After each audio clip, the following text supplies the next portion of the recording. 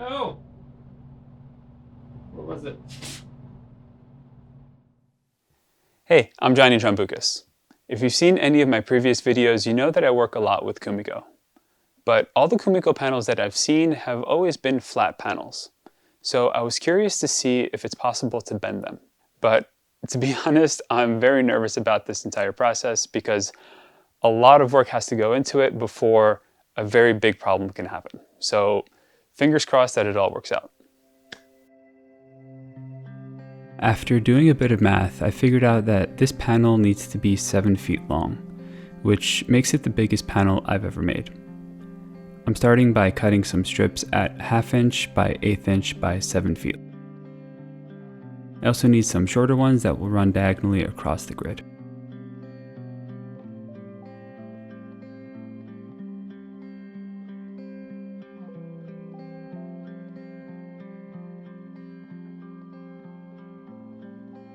I need 5 strips at 7 feet long, which means there's a lot of joints in them, but thankfully using my Kumiko crosscut sled made pretty quick work of it.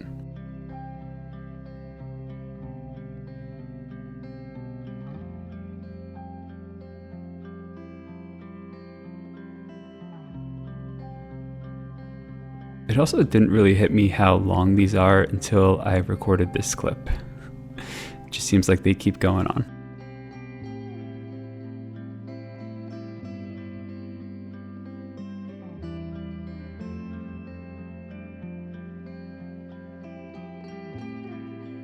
The rest of the strips are cut a bit differently, but I use the same settings on the sled. I have a full video describing in detail how to make different grids with this sled, and I have plans available if you want to make your own.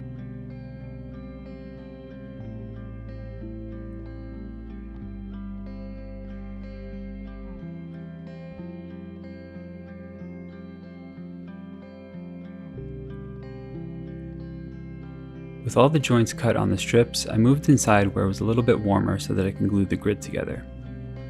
I'm using a small makeup brush to put the glue in the joints, which worked really well, but I just wish that I used the glue with a longer open time, because it started setting as I was putting the grid together, but that wasn't the only problem.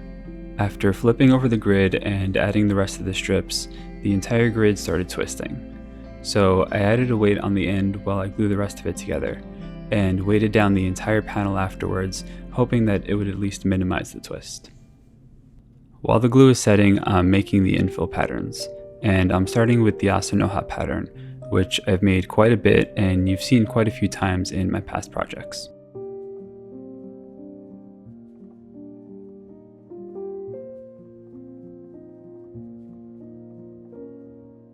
After cutting one end to a point with the 30-degree jig, I now have to cut the other end to a point with a 60-degree jig. This allows the pieces to fit snugly within the triangles of the grid. At this point, the grid is dry and surprisingly almost entirely twist-free, so I started adding the infill pieces. My idea for the pattern is to do strips of the Asanoha pattern and between those do the Gomagara pattern, which I've only done once before when I built my desk.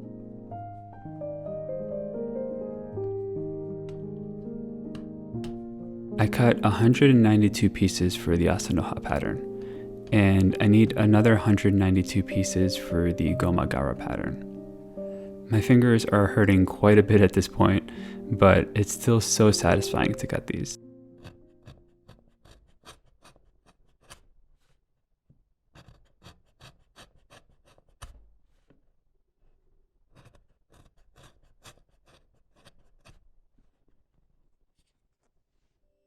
With all the ends of the pieces cut, I put some stop blocks on my Kumiko sled so that I can accurately cut all the half-lap joints.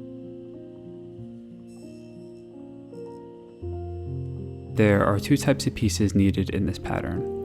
One has 30-degree cuts towards either end on the same edge, and the other has 30-degree cuts towards either end but on opposite edges.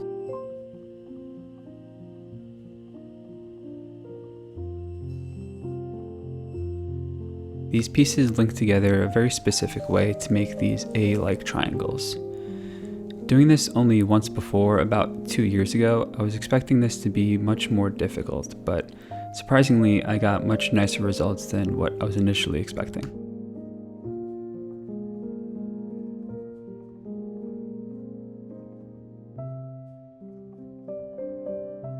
Putting these pieces in the grid with the pattern that I had in mind made it very busy and the pattern gets lost.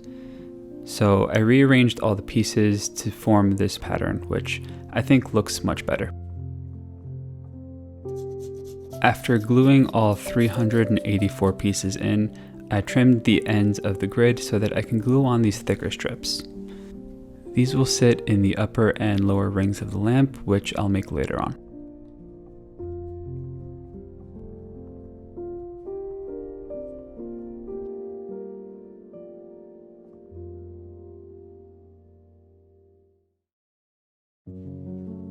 Now comes the part that I've been afraid of during this entire build. When it comes to kerf bending, there's a very fine line between cutting deep enough so that you can bend the panel without breaking it, and accidentally cutting all the way through.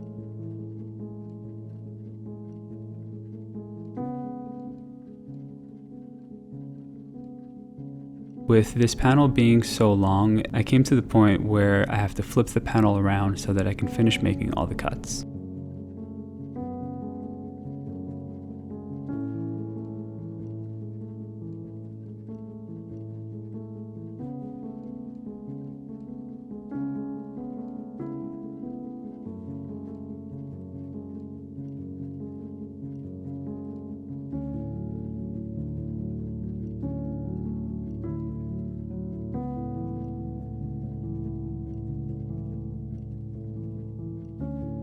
Despite how nervous I was this entire time, now comes the actual tricky part of having to bend it.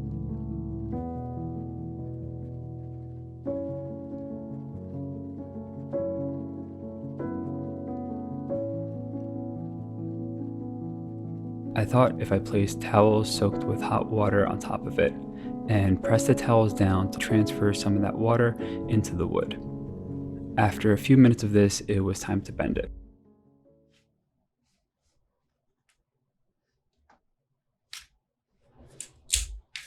No! Where was it? I searched for quite a bit, but couldn't locate where that crack came from. It also just might have been a glue joint popping. But either way, I think it happened because I was moving too quickly. So I moved much slower for the rest of the bend and thankfully didn't encounter any other cracking. The panel did, however, start drying, so I had to add some more hot water to get more consistent bends.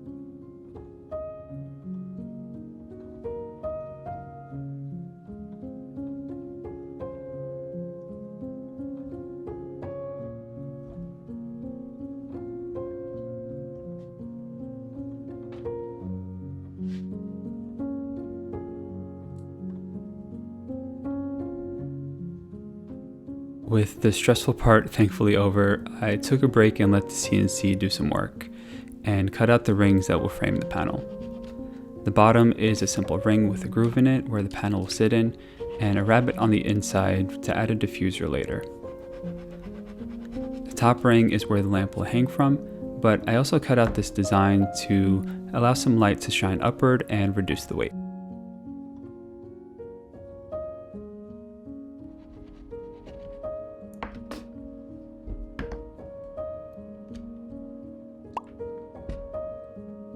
Throughout this entire build, I wasn't sure how I was going to address the seam in the panel, but I aimed to size the rings so that the Kumiko pattern overlaps itself. That way I can try to connect the ends seamlessly.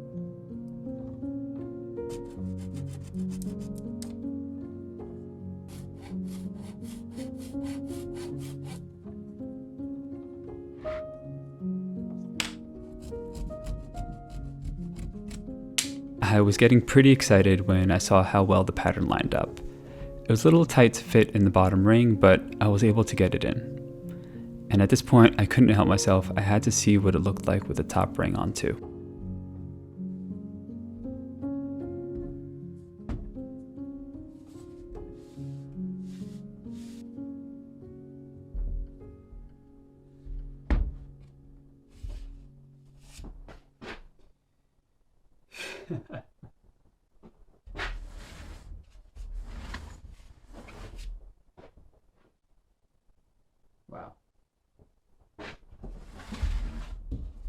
It's not even done yet, but I was completely blown away.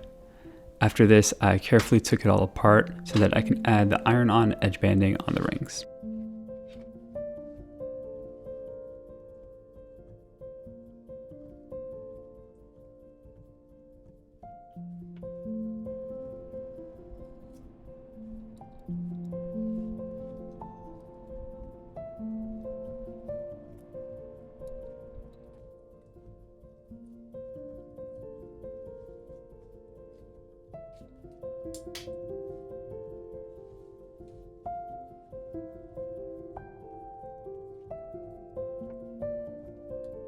Naturally, Kumiko is already very fragile, but with this panel being curve bent, it's even more fragile. So I filled all of the curve cuts with CA glue, which really stiffened up the entire piece.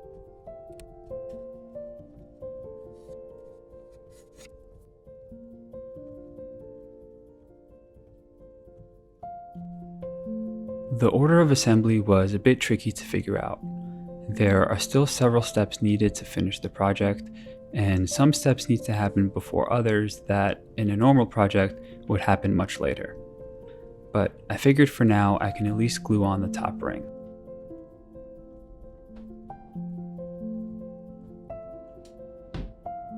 Because I'll be applying shoji paper on the inside of this lamp, I need to apply the finish before I do that, which went pretty quick.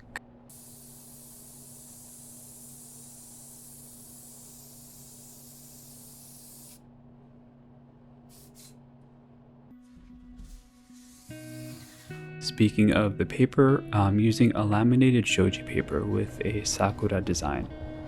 After cutting it to the right width, I can attach it to the lamp using double-sided tape, which I added a strip on the top and bottom of the Kumiko panel.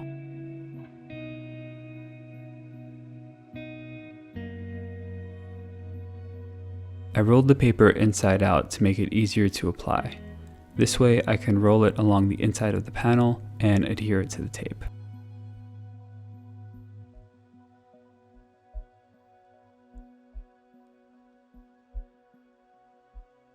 I trimmed the excess paper and moved on to the acrylic circle for the bottom.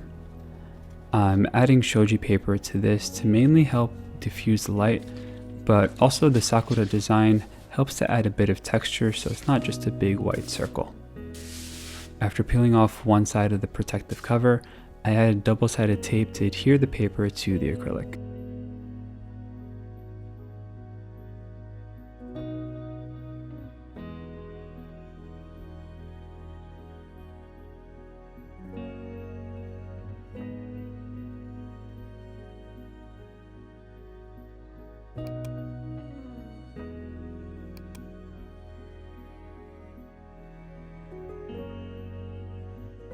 Now I can glue the acrylic to the bottom ring, and I started to peel the protective cover off the other side and realized I just need to peel off around the edges and can keep the rest of it in place for now.